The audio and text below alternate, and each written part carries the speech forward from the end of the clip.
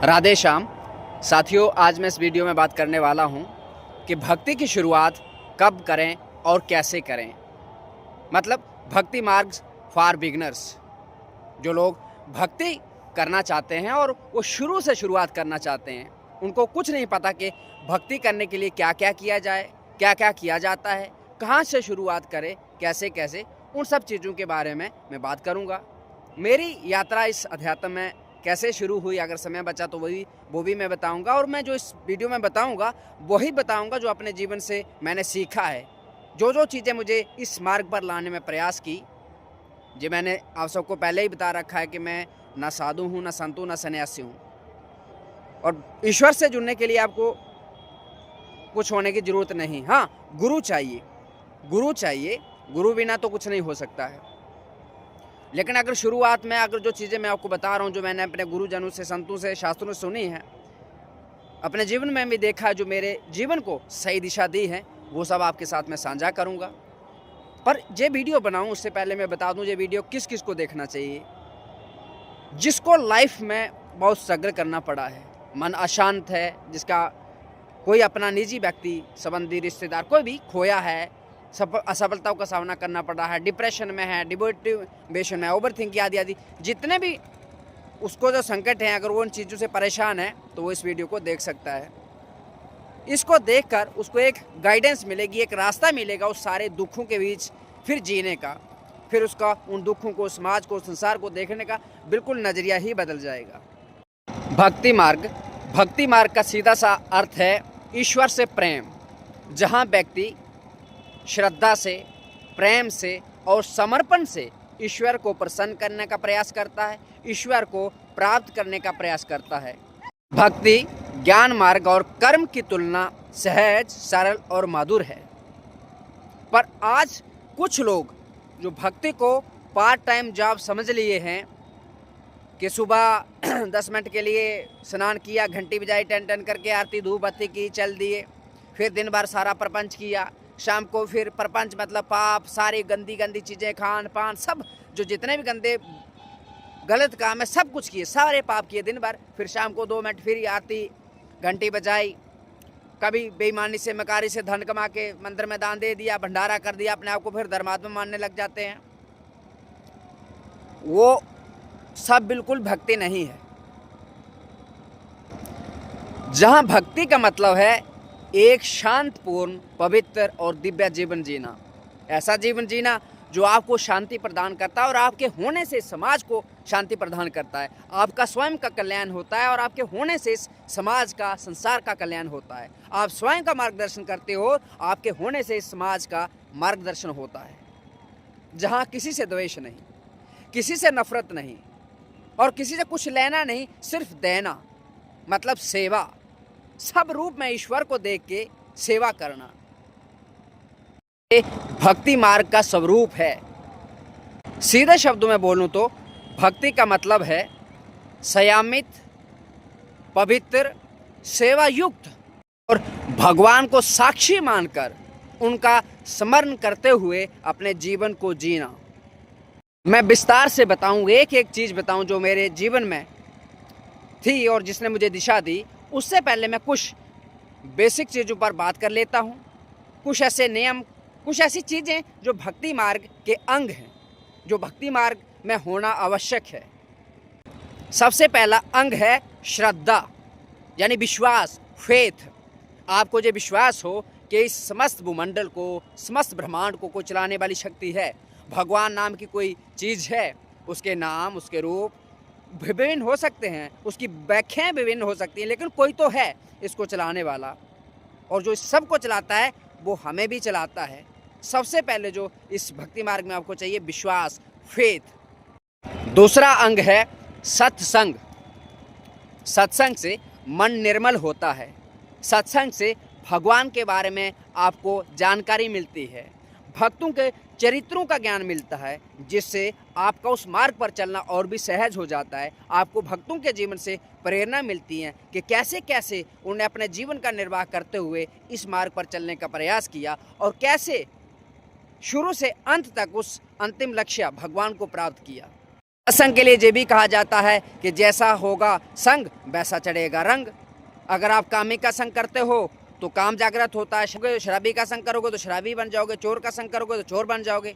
लेकिन इसमें सत्संग जो होता है शास्त्र का अध्ययन होता है, संतों महात्माओं का सत्संग होता है, उनसे चर्चा होती है, वार्तालाप होता है, उनका सानिध्य होता है, जिससे हमें भगवान की ओर बढ़ने में और सहजता, उत्साह मिलता है, मार्ग मिलता है। तीसरा अंग है नाम स्मरण या नाम जप। क्योंकि नाम जप एक तरह की डोर है और भगवान पतंग हैं। पतंग तभी पास आएगी जब हम डोर खींचेंगे, और जब तक आप अपने मन को किसी चीज़ पर एकाग्रचित नहीं करोगे तो उसका जो अस्तित्व पर विश्वास करना कठिन हो जाएगा। इसके लिए हमें चाहिए निरंतर भगवान का जो भी नाम, जो भी रूप आपको प्रिय हो, किसी को राधे श्याम प्रिय है, किसी को राधा राधा प्रिय है, किसी को सीताराम प्रिय है, किसी को राम श्री राम जय जय राम प्रिय है, किसी को महादेव प्रिय है, श्याम सदा शिव नाम, कोई भी भगवान का नाम रूप आपको प्रिय है, उनका एक नाम पकड़ लीजिए और उसको निरंतर एक नियम बना लीजिए। कम से कम सुबह या शाम बैठ के 21 माला तो हर दिन करनी है, शुरुआत में लगभग 1 साल तक। उसके बाद धीरे धीरे बढ़ा लेनी है। फिर आगे अगर नहीं पता चले हमसे पूछ लीजिएगा, जहाँ बहुत सारे संत और भी बताते रहते हैं। ये तो बैठ के नियम, हर दिन सुबह या शाम बैठ के 21 माला नाम जप करना है। फिर दिन भर के लिए ये है, चलते फिरते, उठते बैठते, खाते पीते, सोते जागते, जब भी मन खाली हो तो प्रयास करो भगवान का वो नाम आप स्मरण करते रहो। और उसके लिए कोई नियम नहीं, हर समय हर स्थिति में उसका आप जप कर सकते हो। और जितना आप स्मरण करोगे उतना भगवान से प्रीति आपकी गाढ़ी होगी। क्योंकि जिस चीज़ का आप जितना संग करोगे, जिस चीज़ का आप जितना साथ करोगे, उतनी ही वो आपके जीवन में उतरेगी। अगला अंग है निस्वार्थ सेवा। आपको जीवन में कोई भी सेवा मिले, अगर आप नौकरी करते हैं, खेती करते हैं, व्यापार करते हैं, घर गृहस्थी का काम कर, जो भी काम करते हैं उसको भगवान की सेवा मान के करें। एक दूसरा, अपने यथाशक्ति जो भी आप समाज में भगवान को देखते हुए किसी की सेवा कर पाएँ, किसी को भोजन, अगर भूखा है उसको भोजन की व्यवस्था कर पाएँ वो करिए, चींटियों को अन्न की व्यवस्था करिए, पक्षियों को दाने की व्यवस्था करिए। और सबसे पहली रोटी आपके भोजन में बने तो वो गाय को जाए और सबसे अंतिम रोटी कुत्ते को जाए, ये आपको जाने चाहिए। फिर कोई व्यक्ति बीमार है उसकी दवाई की व्यवस्था हो जाए। कोई अगर रास्ता भूल गया तो उसको रास्ता बता दीजिए। कोई बच्चा पढ़ना चाहता है, उसके पास पैसे नहीं है, फीस नहीं है, उसकी फीस दे दीजिए, उसके लिए वर्दी का व्यवस्था कर दीजिए, किताबों का व्यवस्था कर दीजिए। और आपके पास धन के सिवाय ज्ञान दान भी हो सकता है, किसी का मार्गदर्शन कर सकते हैं, किसी को सही रास्ता बता सकते हैं ताकि वो अपने जीवन में भटके नहीं, अच्छी जगह पहुंच जाए। ये सेवा निस्वार्थ होना चाहिए और सब में भगवान मान के होना चाहिए, ना तो स्त्री ही मान के, ना तो पुरुष ही मानकर, ना तो अपना ही मानकर, ना तो पराया ही मानकर। कौन अपना है जहाँ, कौन पराया है, जहाँ कौन स्त्री है, कौन पुरुष है, भगवान ही तो हैं। ये जरूर है कि हम में संसारिक प्रपंच, संसार से बनी हुई बुद्धि है, पंचतंतु से बनी हुई बुद्धि है, मन है, जड़ ही है, तो हम संसार को स्थूल रूप से देखते हैं। वहाँ स्त्री पुरुष, अच्छा बुरा सुख दुख हमें दिखाई देता है, लेकिन हमने अभ्यास करना है कि सब जगह मेरे भगवान ही हैं और मेरे भगवान ही मान के उनकी सेवा करनी है। मान लीजिए आप किसी मंदिर में जा रहे हैं, शिव जी के मंदिर में दूध चढ़ाने जा रहे हैं, जल चढ़ाने जा रहे हैं, लेकिन रास्ते में वो दूध कोई व्यक्ति मांग लिया कि ये दूध मुझे दे दीजिए, मुझे बहुत भूख लगी है, तो उस दिन आप मंदिर जल में मत चढ़ाइए, उस दिन आप दूध मत चढ़ाइए, उस दिन उस व्यक्ति को दे दीजिए। क्योंकि जो भगवान पत्थर में है ना, वो प्रगट में आपके सामने आपसे मांग रहे हैं। अगर पत्थर में भगवान हो सकते हैं, मैं ये नहीं कह रहा हूँ कि वहाँ नहीं है, भगवान सर्वम खलमिदं ब्रह्मणे नास्ति किंचन, भगवान हर एक एक कण में है, हर जगह है। लेकिन आप मंदिर में ही भगवान मत देखिए। लोगों का, बहुत सारों को मैंने देखा है सिर्फ मंदिर में ही भगवान देखते हैं, लेकिन बहुत बड़े भंडारे करते हैं, बड़े नाम शाम के लिए पोस्टर छपवा के, लेकिन जिसको वास्तव में ज़रूरत है उसको कुछ नहीं करते हैं। लेकिन ईमानदारी से अगर आपने उस छोटे से व्यक्ति में, जिसको समाज के लिए गया गुजरा, उसके लिए भी आपने कुछ किया, उसको भगवान मान के, तो वो जो सेवा आपने एक मूर्ति में की ना, उससे हजारों गुना फल आपको तब मिलेगा। वो पूजा गलत नहीं है, वो भी आप करिए, लेकिन आपके घर में कोई वृद्ध व्यक्ति आपसे मांग रहा है पानी दीजिए, मुझे प्यास लगी है, और आप बोलो नहीं नहीं नहीं, मैं तो मंदिर जा रहा हूँ, जहाँ जा रही हूँ दीप जलाने के लिए, जहाँ जल चढ़ाने के लिए, वो आपका जल व्यर्थ है। पहले आप घर में जो सेवा आपकी बन रही है उस सेवा को करिए, फिर समय फुर्सत मिले तो जाइए मंदिर में खूब जल चढ़ाइए, जितना चढ़ाइए, पर पहले ये वाला हो। दोनों चीज़ों का बैलेंस रखना, प्राथमिकता किसे देनी है, इसको देनी है, उसके बाद समय मिले तो वहाँ भी जाना है, इस तरह की सेवा करनी है। अगला है त्याग और विनम्रता। अगर आप भक्ति मार्ग में चलना चाहते हैं, आपको चलना है, तो आपके जीवन में त्याग होना चाहिए। बड़े से बड़े कष्ट को भी सहने की समर्थ होनी चाहिए, उसमें आसक्ति नहीं होना चाहिए हर ये तो कष्ट आ गया ये तो नहीं। बड़े से बड़े कष्ट को सहो, अपमान को सहो, हमेशा विनम्र रहो। कोई गाली भी दे, सर झुकवा लो, सुन लो, बेकार में कहीं अपना समय बर्बाद करना है। अगर कुत्ता हमें काट ले तो हम भी काटेंगे, तो हम भी कुत्ता ही हो गए ना। कोई हमें उल्टा सीधा बोल रहा है तो हम क्यों बोले। हाँ, ये जरूर है, तब हमें मौन नहीं रहना जब हमारे धर्म की बात आए। मतलब मेरे सामने कोई किसी स्त्री के साथ, किसी गाय के साथ, किसी और निर्दोष के साथ, निहत्थे के साथ गलत कर रहा है, तब भले ही मेरे प्राण चले जाए, मैं उसकी रक्षा अवश्य करूँगा। लेकिन कोई मुझे कहता है, जब मेरे पे बात आती है तो उसको मैं क्षमा कर दूँ। भक्ति का स्वरूप है जब स्वयं पर कोई बात आए तो क्षमा कर दो, लेकिन जब दूसरे पर आ जाए, जहाँ आपका धर्म है, वहाँ क्षमा नहीं, वहाँ उसको दंड दिया जाना चाहिए। अगला अंग है पाप कर्मों से दूर रहना चाहिए। जो शरीर, मनुष्य शरीर रूपी जो खेत है ना, ये बहुत सुंदर खेत है। भगवान ने इस सुंदर खेत में भगवान के नाम रूपी बीज की खेती करने की आज्ञा की है। उसे हम प्रेम से सींचें, बार बार उसका स्मरण करें, चिंतन करें, तभी ये मनुष्य जीवन लेना सार्थक है। लेकिन अगर आप अहंकार से युक्त होकर, अज्ञान के वशीभूत होकर इस मनुष्य रूपी जो आपको खेत मिला है, इसमें आप अगर गलत बीज बोते हो, पाप बोते हो, तो आपको पाप ही मिलेगा। अगर खेतों में आप बबूल बोओगे तो आम नहीं लाएंगे, अगर आम बोगे तो तभी आम लगेंगे, बबूल बोगे तो बबूल ही मिलेंगे। इसलिए पापों से बच के रहना है। जो व्यक्ति पाप करता है, पाप करने की चेष्टा भी करता है, वो सपने में भी सुखी नहीं रह सकता, उसको सपने में भी भय बना रहता है। और हमेशा प्रयास करना है, गलत रास्ते से हमें कोसों दूर रहना है, उससे पहले ही त्याग कर देना है। क्योंकि गलत रास्ता दिखने में तो अच्छा लगता है, लेकिन उसका जो अंत होता है वो भयंकर होता है, विनाशकारी होता है। उदाहरण के लिए रावण को देख लीजिए आप, उससे बड़ा त्रिभुवन में कोई नहीं था, और अंत में उसके घर में पानी देने वाला भी कोई नहीं बचा था। झूठ नहीं बोलना, चोरी नहीं करना, बेईमानी नहीं करना, ब्रह्मचर्य का पालन करना, व्यभिचार नहीं करना, हो सके तो किसी तीर्थ आदि की यात्रा करना, तीर्थाटन करना, व्रत रखना, कथा सुनना, सत्संग सुनना, ऐसे ऐसे चीज़ों का सानिध्य करना चाहिए। और जो गलत लोग हैं, मांस मदिरा व्यभिचार वाले, चोरी मकारी बेईमानी वाले, झूठ बोलने वाले, उनका त्याग करना, दूर से ही उनको भगवान मान के प्रणाम करो, उनका त्याग कर दो।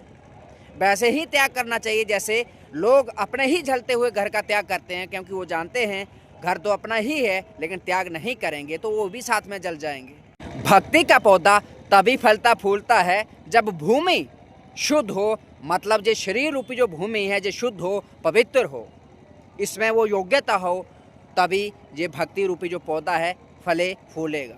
साथ साथ आपको भक्तों के चरित्र पढ़ने और सुनने चाहिए। हर दिन कोई संत महात्मा जो भी आपको प्रिय हो, उनकी एक सत्संग की वीडियो देखनी चाहिए, सत्संग सुनना चाहिए। उदाहरण के लिए वृंदावन वाले महाराज जी हैं जिनका एकांतिक वार्तालाप आता है, इस तरह का सत्संग कोई सुन सकते हैं। जहाँ कोई भी और संत भगवान हो सकते हैं जिनका आपको प्रिय लगे, उनका आप सुन सकते हैं। किसी एक भक्त का चरित्र पढ़ सकते हैं। उदाहरण के लिए मैंने ही मेरे कम्युनिटी पोस्ट है, वहाँ पर हर दिन मैं किसी एक भक्त का चरित्र शेयर करता हूँ ताकि आप पढ़ सकें उसको। क्योंकि भक्तों को जो चीज़ आप, वो कहावत है ना, जैसा खाओगे वैसा होगा मन। जो जो चीज़ें आप धारण करोगे, ग्रहण करोगे, वो आपके जीवन में उतरेंगी। धीरे धीरे अगर करते जाओगे तो लंबे समय के बाद वो आपके आचरण में आने लगती हैं। इसलिए आपको चाहिए हर दिन किसी एक भक्त का चरित्र पढ़ें, शास्त्रों का अध्ययन करें।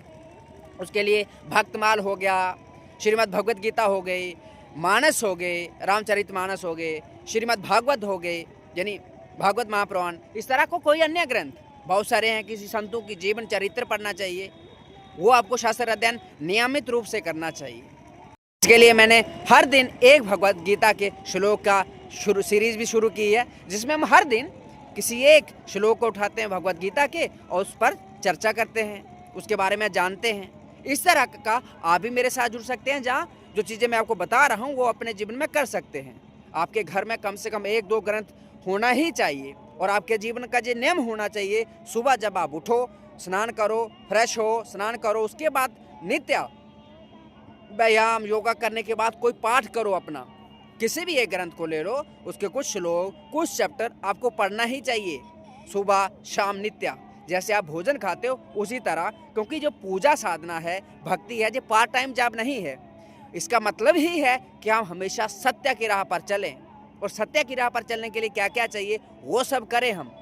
संयम, ब्रह्मचर्य का पालन, सत्य को धारण करना, अहिंसा को धारण करना, शास्त्र अध्ययन करना, सत्संग सुनना, नाम जप करना, आदि आदि चीज़ों का तीर्थाटन करना, वो सब अच्छे लोगों का संग करना और गलत रास्ते से बनना, पाप से बचना, वो भक्ति का ही मतलब है। ये सब मैंने किया था। इसके साथ कुछ और चीज़ें कर सकते हो।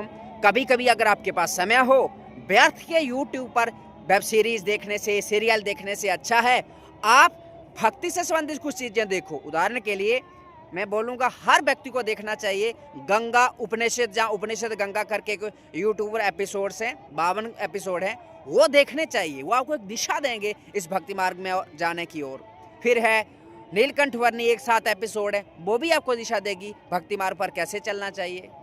फिर कृष्ण लीला है, रामायण है, महाभारत है, वो सारी जो सीरियल बनाए गए हैं वो आपको अगर देखोगे तो आपको जीवन में दिशा देंगे, भक्ति मार्ग की ओर बढ़ाएंगे।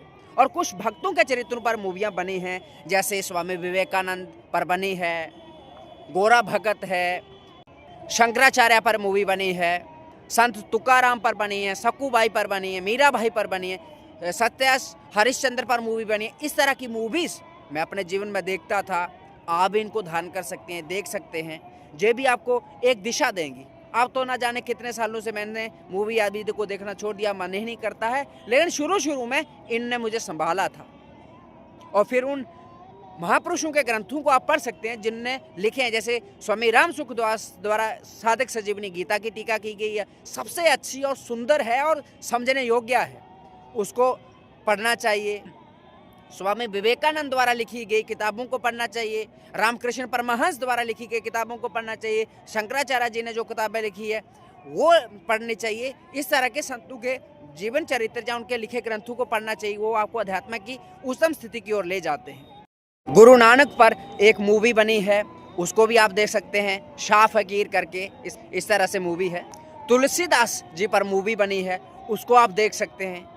मैं कोशिश करूंगा कि बाकी वाली जो मूवीज़ की लिस्ट है वो इस वीडियो के कमेंट सेक्शन में मैं दे दूं, जो मैंने कभी अपने जीवन में जिनको देखा था, तो मैं नोट करता रहता था अपनी डायरी में, और मैं उस डायरी से वो इस वीडियो के कमेंट सेक्शन में दे दूंगा, वहाँ पर उनको आप देख सकते हैं। इसका ये मतलब नहीं है कि अपना काम धंधा छोड़ के उनको अब देखो, नहीं, वो तभी देखनी है जब आपके पास फ्री समय हो। रविवार में एक बार एक मूवी देख लिए, इस तरह से जब समय हो, जहाँ मन भटक रहा हो, तब भी ऐसी देख सकते हैं। इस तरह का कोई धार्मिक जो शास्त्र का है उनको आप अध्ययन कर सकते हैं। इसके साथ साथ आपको चाहिए आप भक्तों का संग करें, संतों का संग करें। प्रगट में आपको उसी का करना चाहिए जिस पर आपको भगवान की तरह विश्वास हो, वरना नहीं करना चाहिए, क्योंकि आज का जो वातावरण है, परिवेश है, वो उतना अनुकूल नहीं, उतना सही नहीं है। प्रगट में किसी का आप संग करो, क्योंकि बहुत बार हमने देखा गया है कि उसका परिणाम सही नहीं हुआ है। कुछ बहुत जो बिरले ही लोग हैं जो अच्छे हैं, इसलिए आजकल तो ऑनलाइन ही सारा सिस्टम है, तो आप कोई भी संतों के जो भगवान अच्छे लगते हैं उनका जीवन चरित्र आप ऑनलाइन उनसे जुड़ सकते हैं। प्रगट में जुड़ने की आवश्यकता नहीं है, प्रगट में उसी से जुड़ो जहां अंदर से अंतरात्मा गवाही देती हो, जहां पर आपको भगवान जी इतना विश्वास हो। ऐसा ना हो कि प्रगट में आपने किसी का सानिध्य कर लिया और बाद में हमने सुना है, कुछ लोगों ने हमें बताया था कि शुरू में ऐसा था और जिनका संग किया और बाद में उसका परिणाम कुछ सही नहीं हुआ था। तो इसलिए आपको चाहिए ऑनलाइन आजकल चीज़ें हैं, तो उनका आप सानिध्य कर सकते हैं, उनके सत्संग सुन सकते हैं, उनकी यात्रा के बारे में जान सकते हैं, और एक भक्तमाल जो ग्रंथ है उसके बारे में मैंने तो बताया ही है, और हर दिन एक चरित्र में डालता हूँ कम्युनिटी पोस्ट में, तो आप उसको पढ़ भी सकते हैं। एक चीज़ और, जो भी काम आप करें उसे भगवान को अर्पित करें। सुबह जागने से शाम सोने तक आप जो भी करें, सोने से पहले भगवान का नाम लें, उनको प्रणाम करें, और जो भी दिन भर में किया, जो भी किया, मतलब यत करोषि, कुछ भी आपने किया सुबह से शाम तक सब भगवान को अर्पण करो। हे ठाकुर जी, जो भी किया आपकी सृष्टि है, आपका संसार है, बस आपको समर्पित करते हैं। और इसका फल जो मांगना कि आपके चरणों में रति हो, उनके भगवान के प्रति प्रेम हो। और साथ साथ जब भी आप कोई भोजन करो, जल पियो, फल खाओ, कुछ भी खाओ, उससे पहले त्वादियम वस्तु गोविंदुभ्यमेव समर्पे, यानी भगवान से निवेदन करना कि हे प्रभु, आपने ही जो वस्तु हमें दी है इसको मैं पाने से पहले आपको समर्पण करता हूँ। मन ही मन प्रार्थना करिए, फिर उस प्रसाद को ग्रहण करिए। इससे भी सात्विकता उत्पन्न होती है, जागृत होती है और ठाकुर जी के प्रति रति होती है। ऐसा संतों से सुना है, शास्त्रों में पढ़ा है। फिर मौन रहना, उतना ही बोलना जितना आवश्यक हो। ज़्यादा भीड़ भाड़ से बचना, एकांत में रहना, उतना ही भीड़ भाड़ में जाना, लोगों में जाना जितना आवश्यक हो, जरूरी हो। वरना आप बेकार के लोगों से मिलोगे, बिना मतलब के मिलोगे तो बेकार का चिंतन बनेगा, आपकी दिनचर्या खराब हो जाएगी, आपके मस्तिष्क में गंदी चीज़ें आ जाएंगी। इसलिए उतना ही मिलना गुलना लोगों से रहे जितना आवश्यक हो, जिससे जरूरी हो। अनावश्यक सब लोगों का त्याग हो, वातावरण का त्याग हो, वार्तालाप का त्याग हो, मौन रहो। जितना जरूरी हो, जो जरूरी हो वही बोलें, व्यर्थ का वार्तालाप न करें। इससे भी आप देखना आपको एक आनंद मिलेगा और ठाकुर जी के प्रति रति होगी, आसक्ति होगी। अगला है निस्वार्थ सेवा, मैंने बता ही दिया। फिर व्रत करना, महीने में अगर आप हर हफ्ते में एक बार व्रत नहीं कर सकते हैं, वो साइंटिफिक दृष्टि के लिए भी, शरीर के लिए भी सही रहता है, आध्यात्मिक दृष्टि के लिए भी अच्छा रहता है, क्योंकि व्रत करने से आपके पापों का नाश होता है, आप में सात्विकता जागृत होती है। तो अगर आप हो सके तो हफ्ते में एक बार, जिस दिन आपको काम धाम ना हो, जैसे नौकरी आदि ना हो, कुछ ऐसा पढ़ाई आदि ना हो, संडे टाइप, इस तरह हफ्ते में एक दिन आप व्रत करिए। यानी दिन भर कुछ मत खाइए, जल पर रहिए, शाम को सोते समय थोड़ा सा भोजन कर लीजिए। अगर ये संभव ना हो तो महीने में 2 व्रत आते हैं एकादशी के, 15-15 दिन में आप वो 2 व्रत करिएगा। दिन भर आप कुछ भी मत खाइए, शाम को थोड़ा सा कुछ पा लीजिएगा आप, और फलाहार ही कर लीजिएगा। दूध आलू कुछ हो तो ठीक है, नहीं तो एक दिन कौन मरेगा भूखा, नहीं मरेगा कोई भी।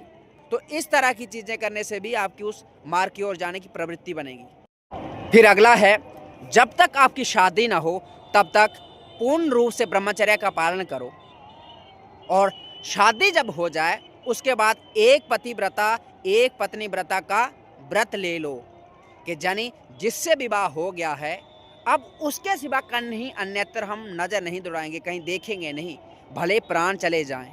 वरना अगर व्यभिचार में उतर गए, शादी से पहले भी मुझे आज तक कोई ऐसा व्यक्ति ना मिला जो कभी संभाल पाया हो। गलती होना अलग बात है, किसी से अनजाने में गलती हो जाए, लेकिन जो व्यभिचार जानबूझकर करना ना, वो गलती नहीं है, वो भोग की दृष्टि से उसको किया गया है। तो ये जरूरी है, सबसे जरूरी कोई चीज़ है तो ब्रह्मचर्य का पालन। जो व्यक्ति ब्रह्मचर्य का पालन नहीं करता, बाकी सारी चीज़ें करता, तो वो सब व्यर्थ है, कभी उस पर चल नहीं पाएगा। और जो ब्रह्मचर्य का पालन करता है, बाकी बारी थोड़ी थोड़ी चीज़ें भी होती है, तो उसको उन्नति मिलेगी, वो उस चीज़ को अनुभव कर पाएगा। सुबह जल्दी जागना, शाम को जल्दी सोना, सुबह उठने पर जागने से पहले, अपने दिन की शुरुआत करने से पहले भगवान का स्मरण करना, उनको प्रणाम करना, संतों महात्माओं के जो 5-7 नाम 10-20 नाम याद करके उनका स्मरण करना, उनको प्रणाम करना, फिर धरती माता को प्रणाम करना, और फिर माता पिता के पांव छूना, और फिर अपने दिनचर्या की शुरुआत करना। और दिन भर खूब मेहनत करना। अगर धन आदि कमाना हो तो बेईमानी ना हो, ईमानदारी से कमाओ। भले ही आपको 2 पैसा कम मिले, ज़्यादा वो पार्टी ना हो, दाल भात ही मिले, लेकिन वो आपका कल्याण करेगा, आपके जीवन में सुख शांति लाएगा। ज़्यादा महल खड़े करने वाला गलत रास्ते से अंत में बाढ़ में बह जाता है। और चाहे जीवन में कुछ भी हो जाए, मन क्रम वचन वाणी से कभी गलत नहीं करना। बेशक आपके साथ कोई गलत करे, उसको उसके किए का दंड मिलेगा, क्योंकि कर्म की गति बड़ी न्यारी है। कर्म किसी को माफ़ नहीं करता है। दशरथ ने गलती की थी, श्रवण कुमार को बाण लगा था, तो अंत में जिस तरह से श्रवण के माता पिता ने प्राण त्यागे थे, वैसे ही दशरथ ने भी प्राण त्यागे थे। भगवान राम रूप में ठाकुर जी ने बाली जी को शुभ के बाण मारा था, वही बाली फिर कृष्ण रूप लीला में, कृष्ण अवतार में व्याध के रूप में आके भगवान श्री कृष्ण को बाण मारा था। क्योंकि ठाकुर जी ने ये प्रदर्शित किया, हमें दिखाया करके कि कर्म किसी को छोड़ता नहीं है। और रावण ने कितना दुराचार, व्यभिचार, अत्याचार किया, अंत में उसका सर्वनाश हो गया। जिस रावण से ब्रह्मा जी भी थर्रा जाते थे, उस रावण को बंदरों ने मार दिया। बंदरों उसकी खोपड़ियों से फुटबॉल खेलते थे। तो हमेशा सावधान रहें कि आपसे कभी कोई गलत कर्म ना हो। अगर अधिक अच्छा नहीं कर पाओ तो कोई बात नहीं, लेकिन गलत ना हो।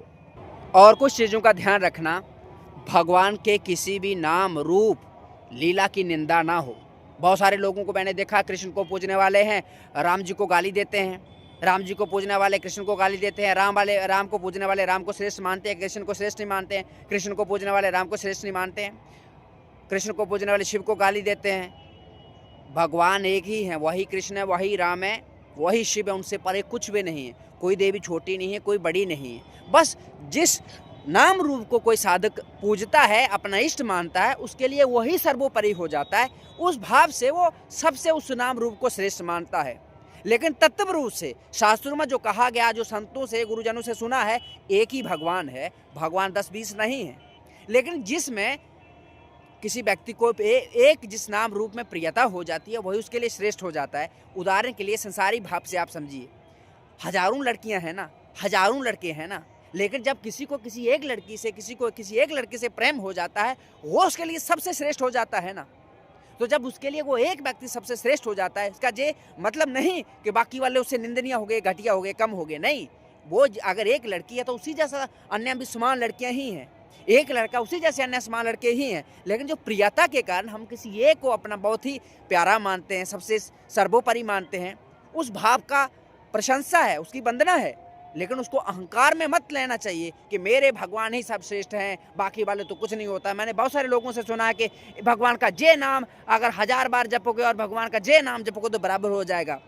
मैं कहना नहीं चाहता हूँ, लेकिन शास्त्र स्पष्ट कहते हैं कि भगवान के नाम रूप में भेद करने वाला ना उसी दुर्गति को प्राप्त होता है जिसको दुराचार व्यभिचार करने वाला प्राप्त होता है। क्योंकि वो भगवान ही सब रूपों में है, और भगवान के किसी एक नाम रूप को गाली देकर और किसी दूसरे की पूजा हो सकती है? कभी नहीं हो सकती है। तो उन चीज़ों से बचना है। संतों की निंदा ना हो, शास्त्र की निंदा ना हो। शास्त्रों को, संतों को आदरणीय माने, पूज्य माने, तो वो मार्ग देते हैं जो मैंने अपने जीवन में देखा है। ऐसे जगह उत्पन्न हुआ ना, कोई घर में जो संस्कार के पूजा पाठ वाला कुछ होता हो, रामायण गीता कुछ होता हो, ना उस गांव में ही। और अगर इस मार्ग में आ पाया, मैं ठाकुर जी से जुड़ पाया इस रास्ते पर, तो केवल और केवल कहूँगा शास्त्र। केवल और केवल कोई जोड़ा है मुझे शास्त्र। जिन पुराणों की लोग निंदा करते हैं कि ये काल्पनिक है ना, रामायण, हमारे उपनिषदों को, वेदों को, पुराणों की निंदा करते हैं बहुत सारे सनातनी हिंदू को जो सो कॉल्ड हैं कि ये तो काल्पनिक कथा है। उन्हों पुराणों की वजह से, उन्हों शास्त्रों की वजह से, उनको उन्हीं चरित्रों की वजह से, जिस भगवान का जो नाम को बोलते हैं कुछ नहीं होता है, उन्हीं की कृपा से मैं उस मार्ग से जहां आया हूं। वरना मैं भी वही सब कर रहा होता, मांस खा रहा होता, मछली खा रहा होता, दारू पी रहा होता, व्यभिचार कर रहा होता, सारी बेईमानी मकारी आदि कर रहा होता। लेकिन बचाया मुझे किसने? शास्त्रों ने। शास्त्रों के सिवा किसी का हाथ आगे नहीं आया। शास्त्रों ने, फिर वो संत जन, गुरुजन, पूज्य जन, उन सब की कृपा से तब जाके ये जो उनके प्रति बुद्धि बनी, शास्त्र और गुरु संतों की कृपा से ही बनी, अन्यत्र कोई साधन नहीं, कुछ भी नहीं है। और जो जो चीज़ें मैंने आपको बताई, वो चीज़ें मुझसे हुई हैं जाने अनजाने में। जो मैंने बताया ऐसे ऐसे करता था अपने जीवन में। अब बताया कैसे आपको, मैं बचपन से मैं बताया आपको, मैं डायरी लिखता हूँ, तो डायरी में मैंने लिखा था कि क्या क्या पढ़ता था, क्या क्या किया। तो वो चीज़ें जब लोगों ने प्रश्न किए, उन्हीं चीज़ों को मैंने इकट्ठा करके आपको बता दिया। वरना ये शास्त्र नहीं होते, ये संत नहीं होते, जो जो चीज़ें मैंने आपको बताई वो अगर नहीं करता ना, आज मैं भी व्यभिचार में उतरा होता, मांस खा रहा होता, मछली खा रहा होता, चोरी बेईमानी मकारी कर रहा होता, दारू पी रहा होता, और व्यभिचार में किससे पीछे नहीं होता। लेकिन अगर किसी ने बचाया है ना, हाथ खड़े करके कहता हूँ, शास्त्रों ने बचाया है। जिन पुराणों को लोग काल्पनिक करके कहते हैं ना, काल्पनिक नहीं है, तुम्हारी औकात नहीं है उनको जान पाओ। जो काल्पनिक कहते हैं ना, तुम 2 कौड़ी के, तुम्हारी औकात नहीं है। जिस दिन तुम्हारी औकात हो जाएगी ना, तो अगर शास्त्रों की सत्यता को जानना है ना, जहाँ नाम का जो निंदा करते हैं कि कुछ नहीं होता, राम राम सीता सीता बोल के, राधा राधा बोल के क्या हो जाता है, तुम्हारी इतनी औकात नहीं, समर्थ नहीं है। अगर समर्थ जानना चाहते हो ना, तो मैं आपको बता देता हूँ, कम से कम 7-8 करोड़, कम से कम बोल रहा हूँ, बाकी तो छोड़ ही दो संख्या आगे, 7-8 करोड़ नाम जप करना भगवान का, और उसके बाद चिंतन करना इन शास्त्रों का, इनमें क्या बोला गया है, फिर बताना परिणाम। फिर जो अभी आप बोल रहे हो ना, इसकी ये बोलने लायक नहीं रहोगे आप। और भक्ति मार्ग में एक और चीज़ की प्रधानता, वो है माफ़ करना, किसी को दंड नहीं देना। मैं पहले भी बता चुका हूँ। आपके धर्म की बात आए, यानी आपके सामने किसी गौ की हत्या हो रही हो, किसी स्त्री के साथ, किसी निहत्थे का साथ, निर्दोष के साथ गलत हो रहा हो, तो फिर तो हमें फिर गर्दन कर सकते हैं, हम रुक नहीं सकते हैं। लेकिन अपने हमें कोई गाली दे रहा, डांट दे रहा, बेकार में हमारी कोई गलती नहीं, फिर वो बोल रहा है हमने माफ़ कर देना, किसी को कोई दंड नहीं देना है। पर अंत में एक चीज़ बताना चाहता हूँ, घर छोड़ना भक्ति नहीं है। बहुत सारे लोग, ना तो घर छोड़ना भक्ति है और ना ही एक जगह पालथी मार के बैठ जाना नाम जपने के लिए और कोई काम धंधा नहीं करना, वो आलसीपन है। भक्त कभी आलसी नहीं होता है। एक भक्त ना, उसकी संसार में कोई समानता नहीं कर सकता किसी भी काम में। भक्त की संसार में कोई भी व्यक्ति किसी भी काम में समानता नहीं कर सकता, वो भक्त होता है। उसको रात के 12 बजे भी आवाज़ दोगे तो उठ के खड़ा हुआ भागता हुआ आएगा। कोई भी ऐसा नहीं है कि लेट के 9 बजे तक सुबह सोता रहेगा आलसी। भक्त कभी आलसी नहीं होता, और घर छोड़ के कभी भक्ति नहीं होती है। भक्ति के लिए घर नहीं छोड़ना पड़ता है। जो जो चीज़ें मैंने आपको बताई हैं ना, इनको जहाँ हो वहीं रह के करना। कभी घर मत छोड़ना, तो वो धोबी का कुत्ता हो जाओगे, ना घर के रहोगे ना घाट के। गंगा के किसी एक किनारे रहोगे तो वो किनारा रहेगा आपके पास, बीच में चले जाओगे मझधार में तो बह जाओगे। साधना भजन करने के लिए घर नहीं छोड़ना पड़ता है। मुझे जब लोग बोलने तो क्या मैं घर छोड़ के थोड़ा आया हूँ, मुझे थोड़ा सा कुछ चीज़ें अध्ययन करनी थी, उसके लिए निकला हूँ, यात्रा कर रहा हूँ। हर इंसान का अपना अपना कर्तव्य होता है। हर इंसान अब कोई कार्य को करता है अपनी बुद्धि से सोचता है। मैं इस बात को भली भांति से जानता हूँ, घर छोड़ के भगवान नहीं मिलते हैं। जो भगवान मुझे ढूंढने से मिलेंगे वो जहाँ मिल जाएंगे। और ढूंढना कहाँ, वो तो है ना।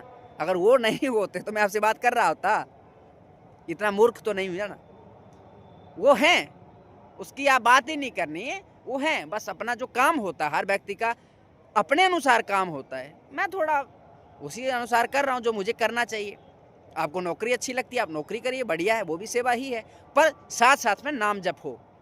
कोई भी काम संसार का आप करते हो, उसके साथ जो चीज़ें मैंने बताई, इन चीज़ों का हो। अगर नहीं भी कर सकते हो बाकी वाली चीज़ें छोटी मोटी, तो नाम जप निरंतर हो। वरना मैं देखता हूँ लोगों को जोश जोश में, बहुत सारे मुझे मिले भी हैं, जोश जोश में घर तो छोड़ दिया, लेकिन आप फिर ये चोला पहन के कुछ गलत और ही धंधा चल रहा है। तो भक्ति धंधा भी नहीं है, ये भी आपको समझना है। पैसे से अध्यात्म बिकता नहीं है, और जहाँ पैसा होता वहाँ अध्यात्म नहीं होता। ठीक है, धन पूर्वक अर्जित करो, कमाओ, वो नहीं है, वो तो कोई बात नहीं है। लेकिन इसी धर्म को धंधा बना देना भक्ति की आड़ करके, तो वो धंधा ही है बस। मखोटा भक्ति का हो सकता है, धर्म का, शास्त्रों का हो सकता है, लेकिन उसके आड़ में धंधा ही चल रहा है। तो उससे किसी का हित हो ना हो, लेकिन आपका कभी हित नहीं हो सकता है। ईमानदारी से रहो, जहाँ भी रहो तो कल्याण ही होगा। यही संतों से सुना है, यही शास्त्रों से सुना है। वरना लोग मुझे बोलते हैं कि आपने घर छोड़ दिया, हमें भी घर छोड़ना है। मेरे बारे में जानते ही क्या हो आप, इतना सा है ना। जब कोई चीज़ पूरी नहीं जानते हो तो उसको नहीं करना चाहिए। बस मेरे साथ जुड़े रहो, धीरे धीरे जब संपूर्णता से लंबे समय तक रहोगे तो कुछ शायद पता चल जाए मैं कौन हूँ, क्या है ना। अपना कार्य कर रहा हूँ, बस इतना है, इससे अधिक कुछ भी नहीं। भजन के लिए कहीं भागना नहीं पड़ता है, वो तो फावड़ा चलाते भी हो जाता है। खेत में गुड़ाई कर रहे हो, फावड़ा चला रहे हो, राम राम सीताराम राधे श्याम हो जाता है। बाकी जो मैंने करने के लिए आपको बताया, उसको कहीं भी आप कर सकते हो। उसके लिए भागने की जरूरत क्या है? भागने से भगवान कहाँ मिलेंगे? सर्वम खलमिदं ब्रह्मणे नास्ति किंचन कहा गया जब शास्त्रों में, तो फिर भगवान तो सब जगह हैं, किसी एक जगह तो नहीं हो सकते हैं। बस मेरा थोड़ा इसी तरह का कुछ है जीवन में, तो मैं उसको लगा हूँ अपने अनुरूप। लेकिन आप जे चाहोगे भाग के भक्ति होगी तो फिर व्यर्थ है, फिर वो पलायन है संसार से। अगर चाहते हो तो ब्याह करो, अच्छे से ब्याह करो, गृहस्थी बसाओ। भक्ति करने वाले गृहस्थ होना चाहिए, तभी तो ब्रह्मचारी संत साधु ऋषि मुनि पैदा होंगे भारत में। नहीं तो व्यभिचारी के तो व्यभिचारी ही पैदा होगा, चोर के तो चोर ही पैदा होगा ना। लेकिन आपका जीवन में ये नहीं बोलो कि संन्यास धारण करो। संन्यास धारण के लिए देखो, भगवान संन्यास धारण करने से नहीं मिलते हैं। जिसको मिलने होते हो तो गृहस्थ में मिल जाते हैं, और जिसको नहीं मिलने होते तो संन्यास कपड़ा धारण कर लो, कुछ नहीं होने वाला, सीधी सी बात है। तो आप ईमानदार हो तो भगवान जहाँ चाहोगे वहाँ मिल जाएंगे, ईमानदार नहीं हो तो फिर आप जितना नाटक नोटंकी कर लो कुछ नहीं होने वाला है। संसार में आपको जो कार्य मिला उसको ईमानदारी से करो। जो चीज़ें मैं बता रहा हूँ, भक्ति को पार्ट टाइम मत लो। जो चीज़ें मैंने बताई वो आपके जीवन का अंग हो, और जीवन यापन निर्वाह करने के लिए जो आपका अर्निंग है वो अच्छे जगह से हो। सोर्स प्योर होना चाहिए, शुद्ध होना चाहिए, पवित्र होना चाहिए, नया युक्त होना चाहिए, बेईमानी में कार्य नहीं। पैसा कमाओ ईमानदारी से, करोड़ों कमाओ और उसको कमाओ फिर दो, किसी को सेवा करो खूब बढ़िया, क्या गलत है उसमें। लेकिन उस पैसों को गलत तरीके से कमाना, फिर उसका गलत प्रयोग करना, वो मूर्खता है। इसके लिए आपको ये भी चाहिए कि हर दिन नियमित व्यायाम हो, योग हो, एक आपकी दिनचर्या हो। सुबह 4 बजे उठ जाओ, 4:30 बजे उठ जाओ, 5 बजे से पहले पहले उठ जाओ, फिर दिनचर्या जो आपको करनी है वो अच्छे से हो। अपना जो भी कार्य हो दिन भर में आपको वो करना, उसके साथ साथ जो भी चीज़ें मैंने बताई उनको भी अपने जीवन में शामिल कर लो। एक एक चीज़ को लिख लेना और एक एक चीज़ करके अपने जीवन में उतारना। और आपके जितने भी संबंधी हैं घर में, माता पिता, भाई बहन, पति पत्नी, बच्चे, उनको भगवान मान के उनके प्रति अपना व्यवहार करना।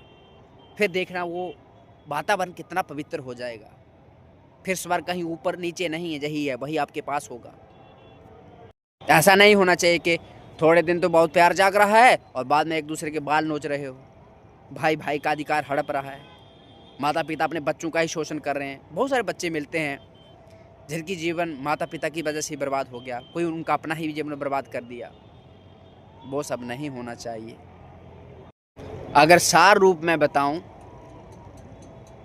इन चीज़ों को जो मैंने बताए हैं, प्रयास करना जी आपके जीवन का अंग बन जाए। सब जगह भगवान को देखो, अपने से जो सेवा बन पड़े।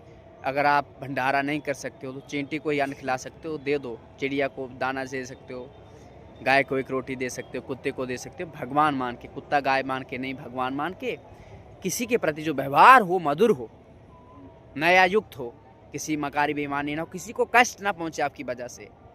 और फिर जो बने अपना काम करते हुए, खेती में हो चाहे किचन में हो, कितने को आप किचन में हो, मान लो आपको रोज़ रसोई बनाना पड़ती है, आपके घर के 4-5 सदस्य हैं। अब देखो उनको भगवान का रूप मानो ना, कहीं मंदिर जाने की जरूरत नहीं, उन्हीं को भगवान का मानो। देखो मेरे ठाकुर जी इस रूप में, मेरे पति रूप में, मेरे भाई रूप में, बच्चा रूप में, सास ससुर रूप में, माता पिता रूप में है। मुझे उनकी सेवा करने के लिए, उनको भोजन प्रसादी की सेवा करने का अवसर मिला है, कितना आनंद है। और फिर साथ साथ नाम जप हो। आप उस चीज़ को अनुभव करना, करके देख लेना। थोड़ा समय बचे, शास्त्र का अध्ययन हो जाए। और जब समय नहीं हो, अपना काम करते हुए बैठ के माला फेरने की जरूरत छोड़ना है। नाम जप काम करते हुए, आप खेती में घास काट रहे हो, नाम जप करो। रोटी बना रहे हो, नाम जप करो। स्नान कर रहे हो, लैट्रिन कर रहे हो, नाम जप करो। निरंतर भजन करो ठाकुर जी का। फिर आपसे बड़ा सिद्ध कौन हो सकता है? आपसे बड़ा महात्मा कौन हो सकता है? आपसे बड़ा तीर्थ कौन हो सकता है? जिसके हृदय में, मन मंदिर में भगवान का नाम चल रहा हो, उससे बड़ा पवित्र कौन हो सकता है? ये गंगा? ये भी नहीं। जिस व्यक्ति के हृदय में नाम चल रहा है, उससे पवित्र इस ब्रह्मांड में कुछ भी नहीं, कोई तीर्थ नहीं। बस प्रयास भर हो। बाकी नाटक नोटंकी दिखावे के लिए तो अच्छी है, पर अपने कल्याण के लिए नहीं। और जैसे भी बने, भगवान से अगर आप जुड़ने का प्रयास करोगे तो शास्त्रों में हमने पढ़ा है, संतों से सुना है कि भगवान की ओर चलने वाले का कभी नाश नहीं होता, दुर्गति नहीं होती। और मैं एक संत का जीवन चरित्र पढ़ रहा था और कहीं और भी शास्त्रों में पढ़ा कि जो व्यक्ति भगवान की ओर बढ़ने का प्रयास होता है, उत्कट, बहुत तेज इच्छा होती है, भजन करने की तेज लालसा होती है, उसके अंदर एक आग है कि मुझे भगवान चाहिए, चाहिए, मिले ही मिले, तो भगवान गुरु उसके साथ पास भेज देते हैं। उसको गुरु की चिंता नहीं करनी होती, उसके पास गुरु खुद पहुंच जाते हैं। वो कहावत भी है ना, पहले घड़ा तो हो, पात्र तो हो, तभी तो उसमें कुछ रस डाला जाए। पात्र है नहीं, हाथ पे रस डालेंगे तो बह ही जाएगा। इसी तरह अपनी पात्रता बनाइए। आपके भीतर एक आग हो भजन करने की, और वो आग रहेगी ना, फिर आप पाइएगा कुछ करने की जरूरत नहीं, स्वतः ही हो जाता है।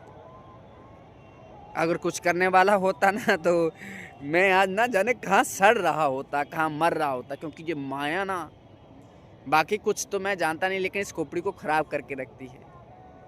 अभी देखो रात के 9 बज रहे हैं, माँ गंगा के किनारे, मैं हूँ, माँ गंगा है बस, इसके सिवा कुछ भी नहीं, कोई भी नहीं। ना भूख है, ना प्यास है, ना भय है, एक मस्ती है। और वो देखो, ना तो मैं सिद्ध हूँ, ना साधु, मैं कुछ भी नहीं हूँ, 2 कौड़ी का आदमी भी नहीं हूँ। बस मैंने एक परिवर्तन देखा है खुद में, किसी लायक भी नहीं था, मन की बात कर रहा हूँ। और आज ना इस चेहरे को देख लो, तो वो जो परिवर्तन आया ना, जिसकी वजह से आया, आज तक मैंने इसके बारे में कभी आपको नहीं बताया। पर 1 साल से बहुत सारे लोग बात कर रहे थे कि बताओ बताओ, हमें भी कुछ करो करो। तो वो सब मैंने जो जीवन भर में सोचा कि यार मैं ये चीज़ें मेरा सहयोग की थी जहाँ तक आने में, तो ये चीज़ें आपको बता दूँ। मेरे मन में आज भी मुझे लोग बोलते हैं कि आपने घर छोड़ दिया। मैंने कुछ नहीं छोड़ा है, मैंने कुछ नहीं पकड़ा है, जो जहाँ है वो वहीं है। मैं जब देखो घर में रहता था, आज जहाँ भी आगे पीछे कहीं ना कहीं रहता हूँ, घर में खाता जहाँ भी खा रहा हूँ, घर में कपड़े पहनता था जहाँ भी कपड़े पहन रहा हूँ। अब निमित्त कोई कौन बनना है भगवान जाने, मुझे नहीं पता कौन भोजन दे रहा, कौन कपड़ा दे रहा, ना मैं किसी से मांगता हूँ, जो दे देता ठाकुर जी देते पा लेता हूँ, चल लेता हूँ। क्यों, एक समय भोजन मुझे चाहिए तो उसमें क्या परेशानी, ठाकुर जी देख लेंगे, नहीं देंगे तो व्रत हो जाएगा, क्या समस्या है।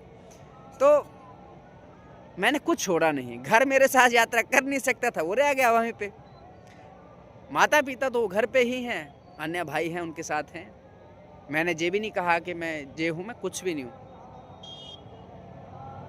मैंने ना ये प्रॉमिस किया कि मैं ये करूँगा वो करूँगा, बस अपनी यात्रा कर रहा हूँ। मैं कुछ नहीं करने वाला हूँ, जो भी होगा भगवान जो करेंगे सो होगा। वो क्या करेंगे, जो उनको अच्छा लगा वो करें, एकदम बढ़िया करें, मुझे उसी में मेरी सहमति है। तो इसलिए ज़्यादा प्रपंच में मत पड़िए, इस धोखे में कभी रहना मत कि साधना उपासना बेश बदल के नहीं होती है। मेरी रहनी ऐसी ही है, मतलब क्या करूं, मैं अपने आप को प्रयास कर रहा हूं कि जिस मार्ग पर साधु संत जन चले हैं, हमारे पूर्वज चले हैं, बस उस पर चलने भर का प्रयास कर लूं। ना मुझे साधु बनना है, ना मैं साधु हूं, ना ही ब्रह्मचारी हूं, अरे कुछ भी नहीं हूं, नौटंकीबाज आदमी हूं। जैसे तैसे करके अपने दिन काट रहा हूं। पर जो चीज़ें आपने पूछी थी वो मैंने आपको बता दिया, इससे आगे क्या ही बताऊं, छोड़ो बेकार की बातें, अपने काम पे ध्यान दो, ताकि आपके जीवन में जो चीज़ें मैंने बताई हैं ना, कम से कम 2-3 साल तक इनको करने का प्रयास करना। 2-3 साल डायरी लिख लेना, आज जिस दिन ये वीडियो देखो उससे 3 साल तक, 2-3 साल 4 साल निरंतर वो चीज़ें करना जो मैंने बताई हैं, लिख के एक डायरी पे उन सबको करना, और फिर उसके बाद अपने जीवन में परिवर्तन देख लेना। राधे श्याम।